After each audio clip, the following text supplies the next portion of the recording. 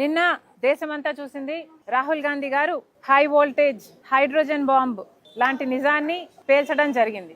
ఇది మోడీ గారి మోసం మీద పేల్చిన బాంబు. ఇది ఈసీఐ చేస్తున్న దగా మీద పేల్చిన బాంబు. రాహుల్ గాంధీ గారు ఒక్కొక్కటిగా తీగలాగుతున్నారు. దాంతో కర్ణాటకలో, మహారాష్ట్రలో, నిన్న హర్యానాలో జరిగిన ఈసీఐ చేసిన మోసాన్ని దేశం ముందు బయట పెట్టారు. నిన్న చాలా వివరంగా రాహుల్ గాంధీ గారు ఒక ప్రెజెంటేషన్ ని దేశ ప్రజల ముందర పెట్టడం జరిగింది. దాంట్లో హర్యానాలో 25 లక్షల ఓట్లని ఈసీఐ బీజేపీకి అనుకూలంగా అవుట్కమ్ మారడానికి ఒక దగా చేసినట్టు రాహుల్ గాంధీ గారు దేశం ముందు ఈ నగ్న సత్యాన్ని పెట్టడం జరిగింది. 25 లక్షల దొంగ ఓట్లు అంటే హర్యానాలో మొత్తం ఉన్నదే 2 కోట్ల ఓట్లయితే దాంట్లో 25 లక్షల ఓట్లు దొంగ ఓట్లే. అంటే 8 మంది ఓటర్లకు ఒక ఓటు దొంగ ఓటు. ఎంత ఆశ్చర్యం! అసలు హర్యానాలో పోల్ అయింది బీజేపీకి, కాంగ్రెస్ పార్టీకి ఓట్ షేర్ చూసుకుంటే రెండిటికి పెద్ద తేడా లేదు. బీజేపీ పార్టీకి 55,48,000 చిల్లర ఓట్లు పోలైతే కాంగ్రెస్ పార్టీకి పోలయ్యింది 54,30,000 చిల్లర. అంటే కేవలం 1,18,000 ఓట్ల తేడాతో హర్యానాలో బీజేపీ అధికారంలోకి రావటం జరిగింది. అంటే వీళ్ళు దొంగ ఓట్లుగా 25 లక్షల ఓట్లు చేర్చారు. దాంతో 1,18,000 ఓట్ల తేడాతో బీజేపీ పార్టీ హర్యానాలో గవర్నమెంట్ ఫామ్ చేసింది. ఇది సర్కార్ చోరీ కాకపోతే ఏమిటి అని అడుగుతున్నాం. నిజంగానే 25 లక్షల దొంగ ఓట్లను చేరుస్తే 1,18,000 ఓట్లతో బీజేపీ పార్టీ అధికారాన్ని జిక్కించుకుంది. ఓటు పర్సంటేజ్ చూస్తే 25 లక్షల దొంగ ఓట్లు చేర్చిన తర్వాత బీజేపీకి వచ్చిన vote share 39%.9. Congress party India కూటమికి వచ్చింది, ఒక కాంగ్రెస్ పార్టీకే వచ్చింది 39%.1 ఏమో. కూటమి అంతా కలుపుకుంటే 39.3% వచ్చినట్టుంది. అంటే కేవలం 0.7% తో బీజేపీ పార్టీ అక్కడ గెలవడం జరిగింది. కాంగ్రెస్ పార్టీ అధికారం కోల్పోవడం జరిగింది. అంటే ఈ 25 లక్షల దొంగ ఓట్లను చేర్చకపోయినుంటే కాంగ్రెస్ పార్టీ చాలా సులువుగా హర్యానా ఎలక్షన్ ను స్వీప్ చేసేది, సర్కార్ను ఫామ్ చేసేది. కేవలం 25 లక్షల దొంగ ఓట్లని చేర్చారు కాబట్టే హర్యానాలో బీజేపీ పార్టీ సర్కార్ని ఫామ్ చేయగలిగింది మోసం చేసి. ఇంత అన్యాయం జరిగింది హర్యానాలో ఎగ్జిట్ పోల్స్ మొత్తము కాంగ్రెస్ పార్టీ అధికారంలోకి వస్తుంది అని చెప్పిన తర్వాత కూడా ఈ మోసానికి మాత్రమే, కేవలం ఈ మోసం కారణం చేత మాత్రమే బీజేపీ పార్టీ అధికారం చేజిక్కించుకుంది. ఇది మన దేశంలో జరుగుతున్న వాస్తవ పరిస్థితి. ఓట్ చోరీ ఎలా జరుగుతుంది, అసలు సర్కార్ చోరీనే ఎలా జరుగుతుంది, ఒక్కొక్క రాష్ట్రాన్ని బీజేపీ పార్టీ ఎలా దోచేసుకుంటుంది అన్న విషయాన్ని నిన్న రాహుల్ గాంధీ గారు దేశ ప్రజల ముందర పెట్టడం జరిగింది. నిజానికి మన దేశంలో చూసుకుంటే ఓటు అనే ఒక్క దగ్గర మాత్రమే పేదవాడికి, ధనవంతునికి కూడా సమానంగా ఉన్న ఒకటే చోట సమానత్వం ఎక్కడైనా మన దేశంలో పేదవాడికి, ధనవంతునికి ఉంది అంటే అది ఒక్క ఓటు దగ్గర మాత్రమే. కానీ ఇప్పుడు ఆ అవకాశం కూడా లేకుండా చేస్తున్నారు. అసలు ఓటు అనే హక్కు, ఓటులో నిజాయితీ లేకపోతే పేదవాడిని పట్టించుకునే పరిస్థితే మన దేశంలో ఉండదు. అలాంటి ఓటుని కాపాడాల్సిన బాధ్యత ఎలక్షన్ కమిషన్ ఆఫ్ ఇండియా.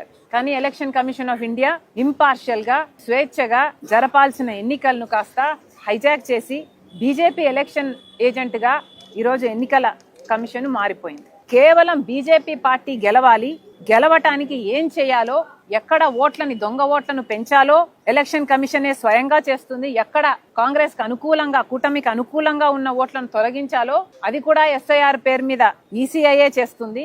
ఇలా ఒక్కటి కూడా నిజాయితీగా, నీతిగా ఉండాల్సిన ఈసీఐ ఒక్క విషయంలో కూడా ప్రజల పక్షాన, ప్రజాస్వామ్యం పక్షాన నిలబడకుండా ఈరోజు బీజేపీకి సొంత ఆర్ఎస్ఎస్ లాగా ఎలా పనిచేస్తుందో బీజేపీకి ఈసీఐ కూడా అలా పనిచేస్తుంది. ఇప్పటికే మన దేశంలో మొత్తం అన్ని వ్యవస్థలను బీజేపీ తమ గుప్పిట్లో ఉంచుకుంది, తమ చెప్పు చేతుల్లో ఉంచుకుంది.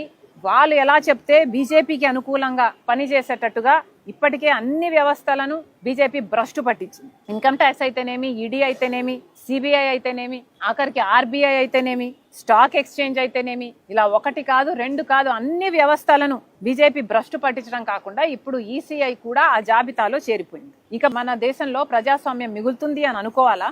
ఇలా ఒక్కొక్క చోట ఓట్ చోరీ జరుగుతూ, సర్కార్ చోరీ జరుగుతూ పోతే ఇక మన దేశంలో అసలు ఈ రాజ్యాంగం మిగులుతుందా? ఈ బీజేపీ పార్టీ రాజ్యాంగాన్ని మిగులుస్తుందా అన్న అనుమానం కలగటం లేదా? అందుకే రాహుల్ గాంధీ గారు ఇది చాలా ముఖ్యమైన అంశం కాబట్టే ఓట్ చోరీ మీద ఇంత పోరాటాన్ని నెత్తికెత్తుకున్నారు రాహుల్ గాంధీ గారు. ఇటీవల కాలంలో చూసాం, 3 ఏళ్ల కింద రాహుల్ గాంధీ గారు ఐక్యత కోసం, సోదరభావం కోసం వేల కిలోమీటర్ల పాదయాత్ర చేశారు. ఆ తర్వాత కూడా రాజ్యాంగాన్ని కాపాడటానికి, రాజ్యాంగం అనే పుస్తకాన్ని పట్టుకొని మరి ఒక ఉద్యమం లాగా ఈ దేశంలో అవేర్నెస్ ని క్రియేట్ చేయడానికి, రాజ్యాంగం కాపాడటానికి రాహుల్ గాంధీ గారు పోరాటం చేశారు. ఇప్పుడు ఓట్ చోరీ జరగకుండా ఓట్ అనే హక్కుని కాపాడడానికి రాహుల్ గాంధీ గారు ఈ పోరాటాన్ని నెత్తికెత్తుకున్నారు. ఇది రాహుల్ గాంధీ గారు చేయటం, కాంగ్రెస్ పార్టీ చేయటం, మా నాయకుడు చేయటం మా అందరికీ గర్వకారణం. ఈసీఐని ఇప్పటికే రాహుల్ గాంధీ గారు డిమాండ్ చేశారు. ఇప్పటికైనా పద్ధతి మార్చుకోవాలి, ఇప్పటికైనా నిజాలను బయట పెట్టాలి. ఈసీఐని ఓటర్ జాబితాని డిజిటల్ డేటా రూపంలో ఇవ్వాలి అని డిమాండ్ చేశాడు రాహుల్ గాంధీ గారు. కానీ ఇంతవరకు ఈసీఐ దానికి స్పందించలేదు. అలాగే సీసీటీవీ ఫుటేజ్లు చాలా చోట్ల 5-6 గంటల మధ్యలో 60 లక్షల ఓట్లు, మహారాష్ట్రలో అయితే 60 లక్షల ఓట్లు between 5 PM and 6 PM poll అయ్యాయి. అవి ఎవరు వేశారు చూద్దాము అంటే సీసీ ఫుటేజ్లు లేవు. ఇలా ఎక్కడ దొంగ ఓట్లను చేర్చారు, ఎక్కడ కాంగ్రెస్ కు అనుకూలంగా ఉన్న ఓట్లను తీసేశారు, ఇవన్నీ తెలియాలి అంటే డిజిటల్ డేటా చాలా ముఖ్యం. కానీ ఇవేవి అందించడంలో కానీ, సహకరించడంలో కానీ, నిజాలను బయటపెట్టే విషయంలో కానీ ఈసీఐ ఏ మాత్రం సహకరించడం లేదు. కాబట్టే ఈరోజు ఇంత పెద్ద ఎత్తున కాంగ్రెస్ పార్టీ, ఇండియా కూటమి ఈ పోరాటాన్ని చేస్తుంది. ఈ పోరాటంలో భాగంగానే ఓట్ చోర్ గద్దీ చోడ్ అనే క్యాంపెయిన్ కాంగ్రెస్ పార్టీ చేపట్టింది. అందులో భాగంగానే ప్రతి రాష్ట్రంలోనూ సంతకాల సేకరణ ప్రజల దగ్గర నుంచి వాళ్ళ మద్దతు కోరుతూ ఓట్లు చోరీ కాకుండా కాపాడే విషయంలో కాంగ్రెస్ పార్టీ చేస్తున్న ఈ పోరాటంలో వాళ్ళు కూడా మద్దతు ఇచ్చి, వాళ్ళు కూడా సంతకం అడుగుతూ ప్రతి రాష్ట్రంలో ఈ సిగ్నేచర్ క్యాంపెయిన్ కాంగ్రెస్ పార్టీ చేపట్టింది.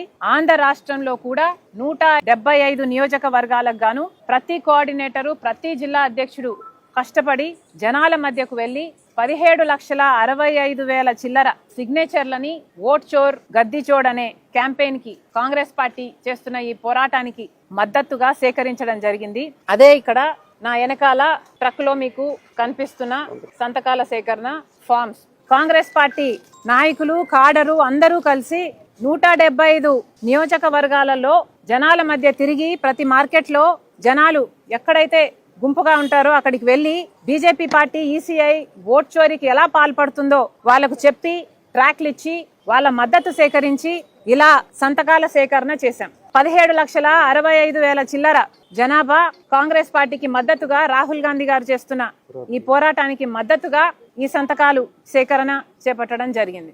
ఇవన్నీ కలిపి ఈ ట్రక్ నిండా అయ్యాయి. ఇవన్నీ కూడా మేము ఢిల్లీకి పంపుతున్నాము.